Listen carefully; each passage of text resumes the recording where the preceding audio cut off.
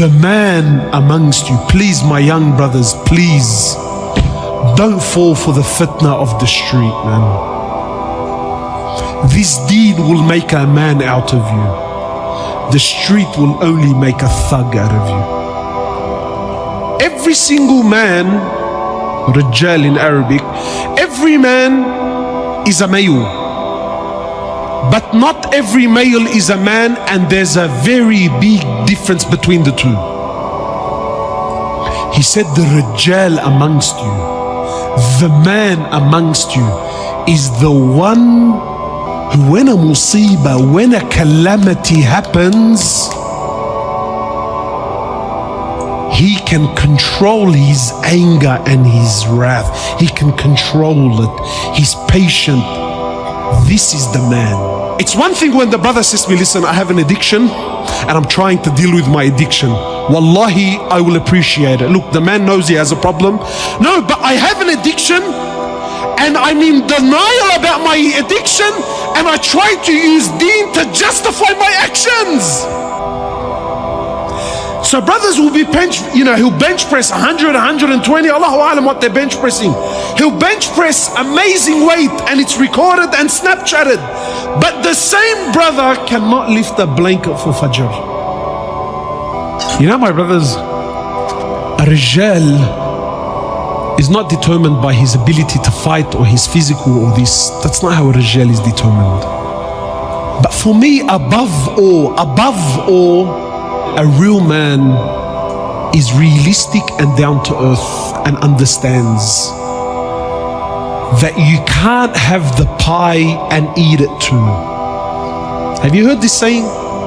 It's an English saying. They say you can't have the pie and eat it too. Yani you can't have everything, brother. And we're trying to have everything. One of the ulama said that the difference between us and the Sahaba, you know what the difference between us and the Sahaba was? He said they only wanted Jannah. That's all they wanted. We also want Jannah. You see the difference? They only wanted Jannah. We also want Jannah. You see, a real man is realistic. A real man is realistic. A real man knows and understands that if I'm gonna be a Rijal, see, to be a man, like I said, it's not a taru. It's not something you get. To be a Rijal, these are decisions you have to make. There's sacrifices you have to take, and this is a lifestyle. It's a lifestyle that you have to live. And a real man and a real Rijal understands that if I'm gonna be a man, I can't be anything else with it. It's either a man or something else. Where am I going with this? A real man is realistic. He understands that when I get married, that when I have children, that when I take on a job, that when I give my word, when I make a commitment, there are sacrifices that have to be made. You see, today we're not men, we're boys. We're little boys that are stuck in big bodies. That's what we are, my brothers. Wallahi, forgive me. But if we're going to be honest here tonight, we are little boys that are stuck in big bodies. We like to think we're men. We like to think we're men. But when you go by the criteria of Allah and His Prophet, we're very far from it. And here's exactly what I'm saying about being realistic. We love the idea of being with a woman. Who doesn't like the idea? We love women. But no one loves to be married. The commitments of being married, the sacrifices of being married, the challenges and the difficulties of being married is something a real man, a Rijal, knows and understands. But we don't. We're boys. We love women, but no one wants to be married. And understands that in marriage, it's not all rainbows and lollipops. It's difficulties. Yeah, there's good times, no doubt. But there's hardship. And that's why it's half your deen. It's half your faith. We love kids, but no one wants to be a father. Your ability to have children doesn't make you a man.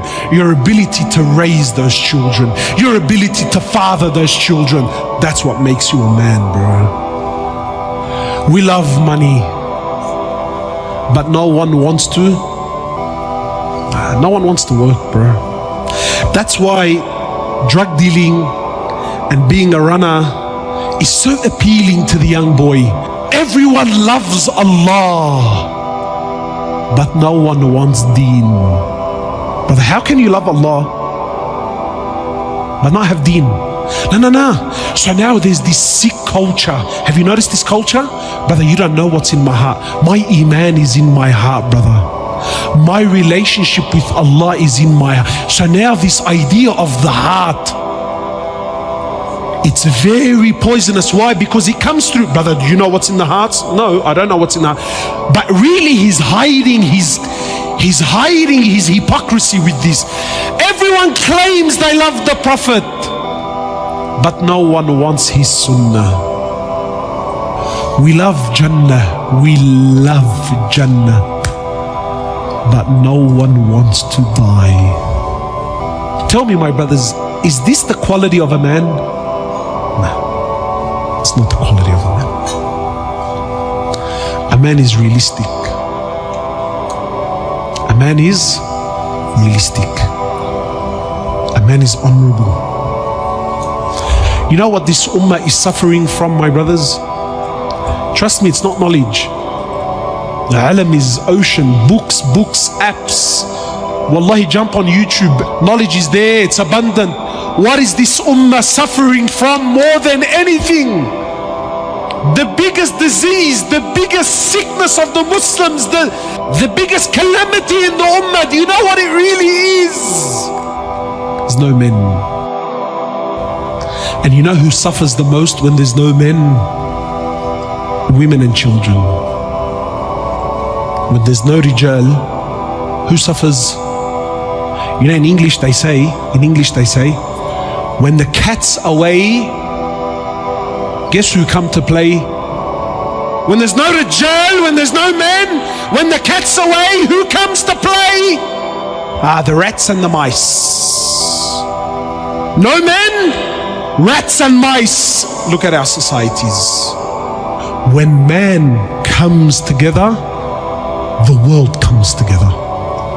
But qasam by Allah, as long as man is destroyed, this world will always be destroyed. We need to restore men. This ummah is suffering from a lack of men, my brothers.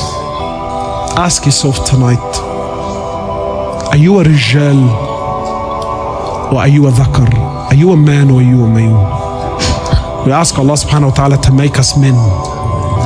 Men whom He's pleased with. Men whom revive this ummah.